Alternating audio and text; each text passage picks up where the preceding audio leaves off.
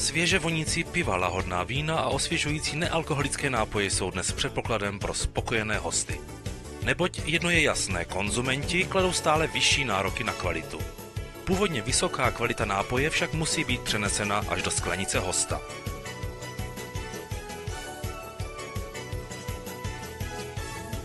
Přesto se v trubkách a ve výčepních kohoutech tvoří čas od času nečistoty, které kazí chuť nápoje. Co lze tedy dělat, abychom potrubí pro nápoje a výčepní zařízení udrželi v bezvadné čistotě, abychom zároveň tuto čistotu mohli zkontrolovat a přitom dodrželi moderní ekologické standardy? Dnes víme, že jen pravidelný servis a správná údržba mohou zabránit negativním změnám chuti nápoje. Správné čištění a dezinfekci vám chceme demonstrovat pomocí TM Desana Max. TM Desana Max je světová novinka, která nastavuje nová měřítka hygieny výčepů. TM Desana Max je na základě svého světově jedinečného chemického složení schopna zaručit ekologickou a bezpečnou sanitaci. Před čištěním si umyjeme ruce a dezinfikujeme je pomocí Fresh Hands. Čistou sanitační kyvetu nejprve naplníme čerstvou vodou. Pro zabránění infekce v narážeči a v nápoji při jeho přepojování z pivního sudu na sanitační kyvetu ošetříme jej dezinfekčním prostředkem TM70.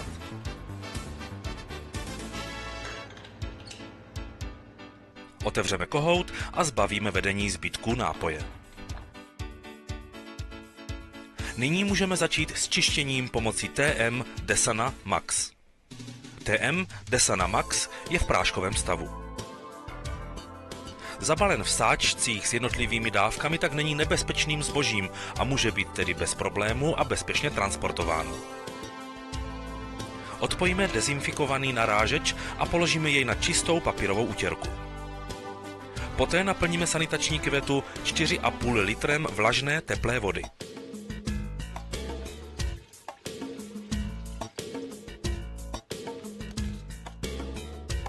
Stop!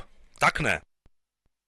Při práci s práškovým produktem bezpodmínečně používejte předepsané ochranné pomůcky. Sáček s dávkou TM Desana Max umožňuje velice jednoduché a bezpečné použití. Sáček roztrhneme, obsah vysypeme do sanitační kyvety, kterou uzavřeme a prášek v ní dobře zamícháme. TM Desana Max je nyní připraven k použití. Originální barva sanitačního roztoku v kyvetě je zřetelně fialová.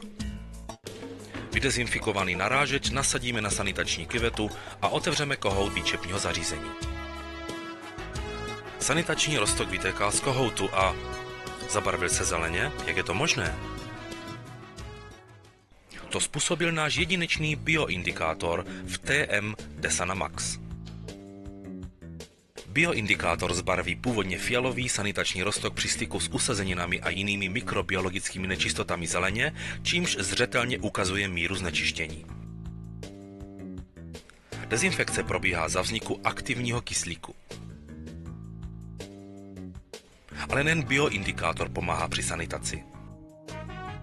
Působení TM Desana Max, které snižuje povrchové napětí, umožňuje, aby sanitační roztok pronikl i do nejmenších štěrbin a trhlinek. Nečistoty se tam rychle rozpustí a vyplaví se. A navíc se zabrání tvorbě vodního kamene. Krystálky vodního kamene se jakoby obalí ochrannou vrstvou a nemohou se pak usazovat na vnitřní stěně vedení. Tím se stala tvorba vodního kamene v nápojových trubkách minulostí. Nechejte nyní TM Desana Max konat v trubkách svou práci. Mezitím se budeme věnovat dalšímu důležitému bodu – čištění kohoutu. Kohout rozebereme a vložíme do zředěného sanitačního roztoku TM Desana Max.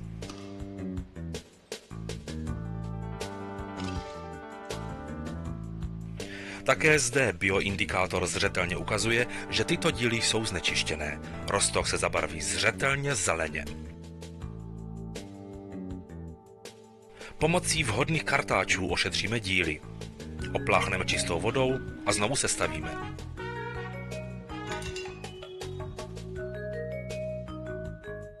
Nyní můžeme pokračovat v sanitaci. Každé 3 minuty naplníme trubky dalším sanitačním roztokem z kyvety. Pokud je ještě v trubkách nečistota, zbarvuje se roztok zeleně.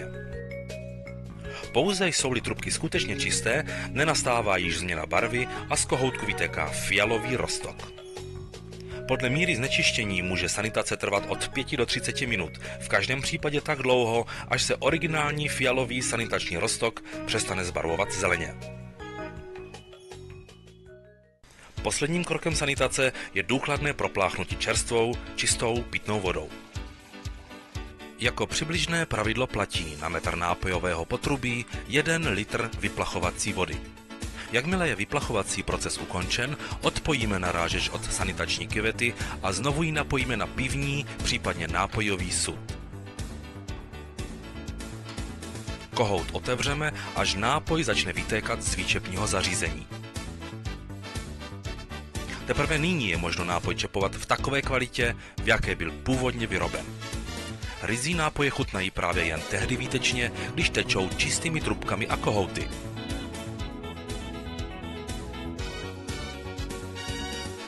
Čistota nápojového vedení je nyní zaručena a provedeme o tom zápis do servisní knihy.